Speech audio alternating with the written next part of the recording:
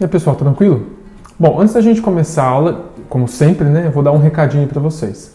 Pessoal, é importante que vocês tenham acesso à plataforma Unimestre, tá bom? Por quê? Porque assim vocês conseguem saber a nota de todas as disciplinas, não só da minha, de todas as disciplinas. Aí você vai falar assim, pô, Dani, você é mal folgado, né? Eu peço a nota para você não manda para mim. Pessoal, eu tenho mais de 120 alunos na Sagrada Família. Se eu mandar a senha para um aluno, não é justo eu não mandar para os outros, então eu teria que mandar para todo mundo.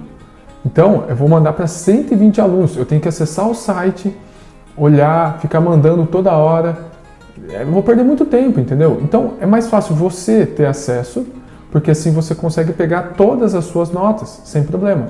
Ah, mas eu estou sem acesso. Liga lá na secretaria da escola que eles pegam acesso. É importante também que você guarde o seu acesso, tá bom? Porque senão todo mundo vai ter que ficar passando toda hora para você. Guarde o seu acesso e já era. Você consegue lá ver as suas notas, as suas faltas. Tem até alguns outros procedimentos que você consegue fazer por lá que simplificam a sua vida, beleza?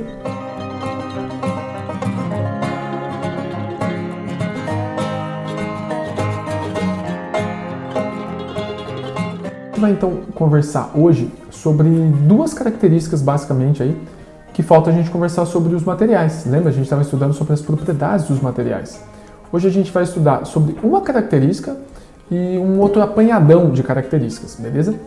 A primeira característica que a gente vai estudar é o magnetismo, tá bom? E a gente está acostumado a ver o magnetismo aí com ímãs, beleza? Só que uma coisa que a gente não está acostumado a ouvir falar é que existem 3 formas de magnetismo. A gente só está acostumado a estudar uma delas. E é a que a apostila de vocês traz. A apostila de vocês só traz uma, mas eu vou falar mais 2 para vocês. A primeira é o ferromagnetismo. O que é o ferromagnetismo? É um magnetismo forte que a gente está acostumado a ver. Tá? Se você pegar uma barra de ferro e colocar um ímã, essa barra de ferro vai ser atraída, beleza? Se você pegar um ímã e colocar em um clipe, vai ser fortemente atraído, beleza? Mas existem alguns metais que são fracamente atraídos. Não são atraídos de forma forte, são atraídos de forma fraca. Se você pegar um ímã e colocar em uma chave de abrir, provavelmente você não vai sentir muita coisa, tá bom? Por quê? Porque alguns materiais, principalmente os metais, podem ser atraídos de forma fraca para o ímã. E isso, pessoal, é chamado de paramagnetismo, tá bom? O alumínio é um exemplo disso também, tá bom? Ele é paramagnético. Ele é atraído por um ímã, mas é atraído de forma fraca. E existe uma outra coisa, pessoal, uma outra situação que é estranha e que normalmente a gente não ouve falar sobre ela, que é o diamagnetismo, que é quando o ímã repele determinada coisa. A gente está acostumado a repelir um ímã com outro ímã, mas se você pegar água e colocar próximo a um ímã bem forte, você vai ver aí nesse vídeo que a água ela é afastada, ela é repelida pelo ímã. Tá bom? Então, ao contrário do que muita gente pensa, o ímã não atrai só objetos. Ele pode atrair, mas pode também repelir objetos. E aí vai depender se ele é ferromagnético, que é atraído de forma forte, diamagnético, que é repelido, ou paramagnético, que é atraído de forma fraca. Obviamente, eu não vou explicar aqui para vocês por que acontece isso, tá bom? Existe explicação, mas é uma explicação muito complexa que vocês vão aprender lá no ensino médio, beleza? Por enquanto, basta pra gente entender que existem essas 3 coisas. Tá, mas os ímãs, pessoal, vamos estudar um pouco dos ímãs em si. A gente sabe que os ímãs, eles possuem 2 polos. A gente chama de polo norte e polo sul. Poderia ser completamente outro nome, poderia ser polo positivo, polo negativo, polo azul, polo vermelho, tanto faz. Por que a gente deu o nome de norte e sul? Porque norte e sul são coisas opostas, tá bom? E os ímãs têm polos opostos, então a gente costuma chamar de norte e sul, tá bom? Tá, mas polo norte, polo sul, o que essas coisas fazem? Bom, se você pegar um ímã com o polo norte, vamos supor que eu tivesse na minha mão aqui o polo norte, tá bom? Vamos supor que o meu dedão é o polo norte. Eu pego essa outra mão aqui e vamos supor que o dedão também é o polo norte. Se eu tentar aproximar esses 2 ímãs, o que vai acontecer? Eles vão se repelir, tá bom? Eles vão fazer uma força para não juntar, que não quer juntar. Se eu pegar agora e inverter, polo sul e polo sul, tentar juntar também, o que acontece? Se repele, tá bom? Agora, se eu pegar polo norte com polo sul e tentar juntar, eles querem juntar, tá bom? Por que isso acontece, pessoal? Polos iguais tendem a se repelir, norte com norte, sul com sul. Polos diferentes tendem a se atrair, norte com sul.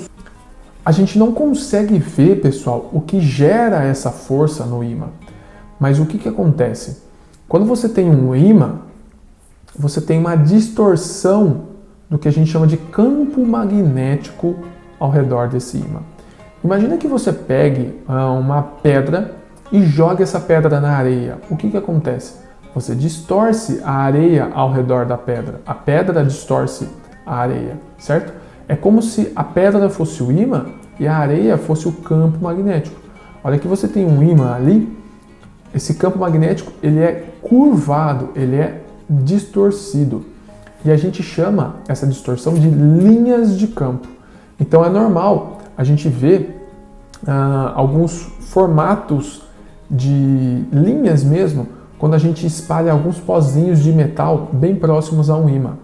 Essas linhas, pessoal, a gente chama de linhas magnéticas ou linhas de campo, tá bom? Se você pegar uma folha de papel, coloca um ímã bem forte em cima de uma folha de papel e queima bombril, tá? Taca fogo no bombril e coa esse bombril, tá bom? Você coa esse bombril, você vai pegar um pozinho de ferro bem fininho. Você coloca esse pozinho de ferro em cima da folha. Você vai ver que ele vai ficar todo bonitinho, assim, ele vai fazer umas linhas bem legal. Se você tiver um ímã bem forte, né? Com ímã fraco não dá certo, tá bom? Eu levaria um ímã aí, só que a gente está na situação, né? Então a gente não consegue fazer esse experimento. Mas eu vou colocar um vídeo para vocês verem como funciona. O nosso planeta, pessoal, ele é como se fosse um grande ímã também. Ele tem um campo magnético. Esse campo magnético é gerado pelo movimento do núcleo do nosso planeta. Vocês vão estudar isso ano que vem em geografia, como surge o campo magnético da Terra. Por enquanto, basta você saber que existe um grande ímã no nosso planeta, que é o que gera o campo magnético do nosso planeta, que é o que permite a bússola funcionar. A gente sabe que a bússola sempre aponta para o norte, certo? Mas por que a bússola sempre aponta para o norte? Porque, pessoal, lá no norte está o polo sul do ímã do nosso planeta, tá bom? Nossa, professor, como assim? No polo norte está o polo sul? Lá no que a gente chama de polo norte, lá onde fica o Papai Noel, é o polo sul do ímã. O nome é trocado, pessoal. A gente chama de polo norte geográfico, mas é o polo sul magnético, tá bom? Por quê? A bússola aponta para lá e o norte da bússola aponta para lá. Se o norte da bússola aponta para lá, o que atrai o norte da bússola? O sul de um ímã. Então, o sul magnético da Terra está lá no polo norte. E o polo norte do ímã está lá no polo sul, lá perto da Antártida, certo? Então, cuidado, é trocado o nome mesmo, tá? É para confundir um pouquinho. E existem, pessoal, basicamente dois tipos de ímã. O ímã natural, que vem de uma pedra mesmo, vem de um minério, e o eletroímã, que é aquele que só funciona quando está ligado na eletricidade, beleza? O eletroímã, uma das funções dele, por exemplo, é nos alto-falantes, tá bom? Alto-falante tem um ímã natural, mas também tem um eletroímã. Microfone tem um ímã natural e também tem um eletroímã. Aquelas fechaduras de portão, sabe? Aquela que você aperta o interruptor e abre, aquilo é um eletroímã, pessoal.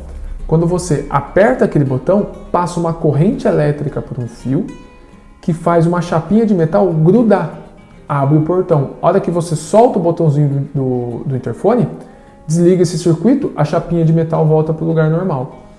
A campainha funciona da mesma forma. Quando você aperta o botão da campainha, você junta dois negocinhos que ficam batendo, porque passa um circuito ali, você gera como se fosse um ímã, atrai esse negócio, a hora que você desliga, para de tocar a campainha, certo?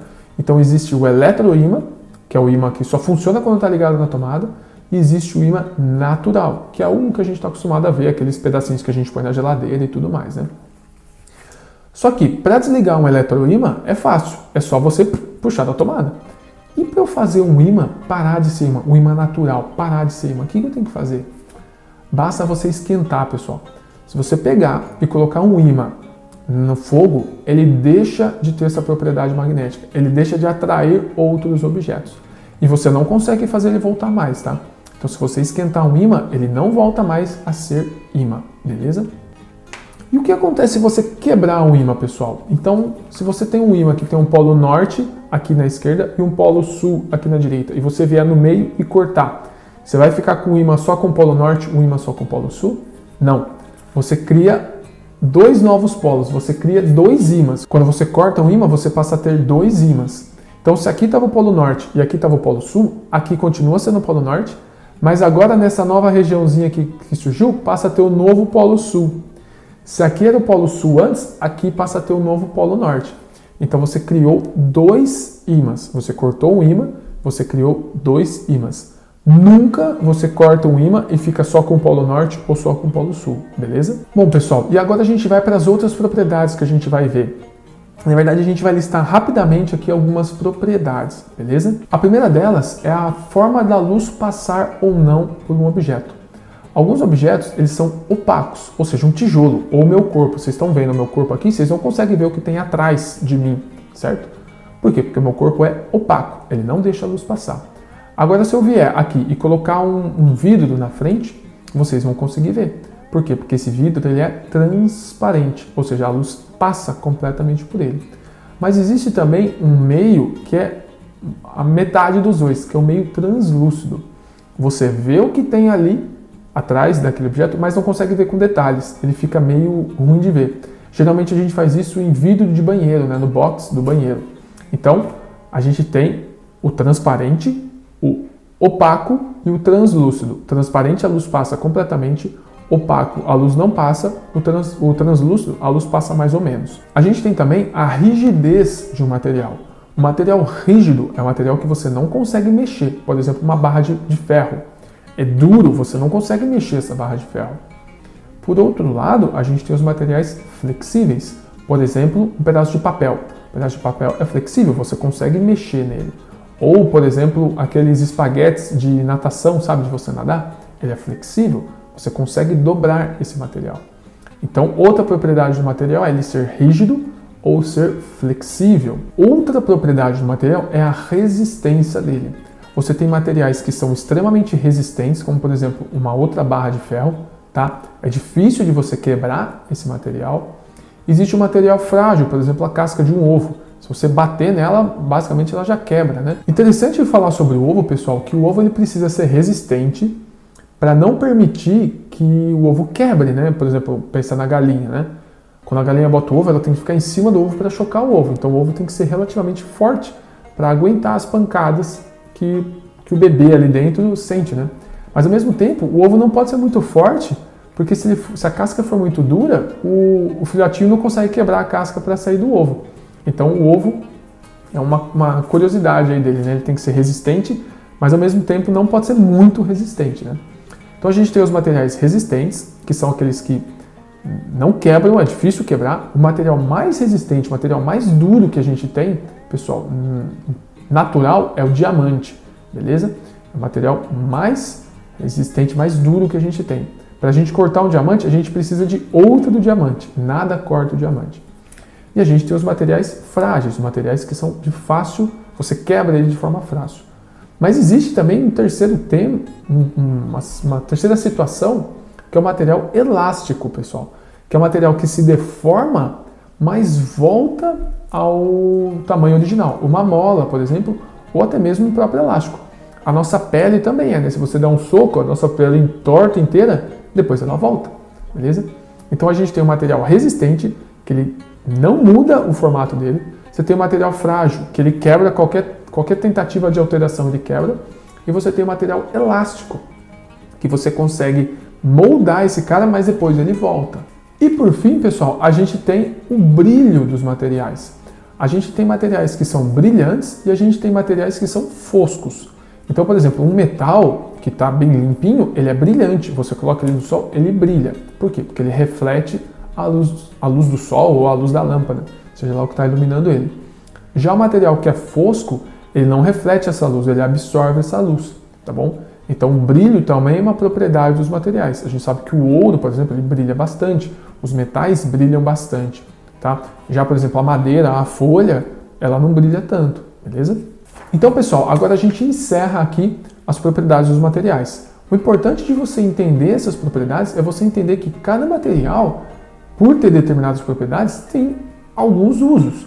Então, por exemplo, a madeira, por não ser tão dura, mas ser resistente e ser um bom isolante térmico e isolante elétrico, ela pode ser usada, por exemplo, em construções. Você pode fazer uma construção, uma casa com madeira, por quê? Porque ela vai ser bem resistente, mas ao mesmo tempo você consegue cortar essa madeira, então ela não é tão dura. Ela não deixa o calor entrar na sua casa, porque é um isolante térmico, e também ajuda você em alguns choques aí, beleza? Então, dependendo do material, dependendo das propriedades que o material tem, você vai usá-la ou usá-lo para determinadas coisas. Você quer fazer uma janela, você vai fazer uma janela de tijolo? Não, você não vai conseguir ver o que tem ali. Você faz uma janela de vidro, tá bom? Por quê? Porque o vidro pode ser transparente ou até translúcido, né? Você quer deixar a luz entrar ali. Então, para determinadas tarefas que a gente quer, a gente busca determinadas propriedades dos materiais. E aí a gente vai escolher o material que a gente quer, beleza? Bom, pessoal, então a gente vai ficando por aqui hoje. Não se esqueça de fazer essa lista que eu enviei hoje para vocês, tá bom? Dos exercícios dessa aula. Muitas pessoas estão ficando de recuperação porque não fazem a lista. Às vezes até faz a lista, tem bom desempenho na lista, mas faz uma ou duas listas, tá bom? Então aí não adianta de nada, beleza? E não se preocupe com a nota, né? Porque você tá ficando sem esse conteúdo. Quem ficou de recuperação, provavelmente, ou hoje ou amanhã, eu já vou lançar a nota na Unimestre. E se você tiver alguma dúvida, entre em contato comigo para a gente sanar a dúvida, beleza? Amanhã tem vídeo de correção. No caso, como não teve lista semana passada, vai ser da correção de exercícios da apostila, tudo bem?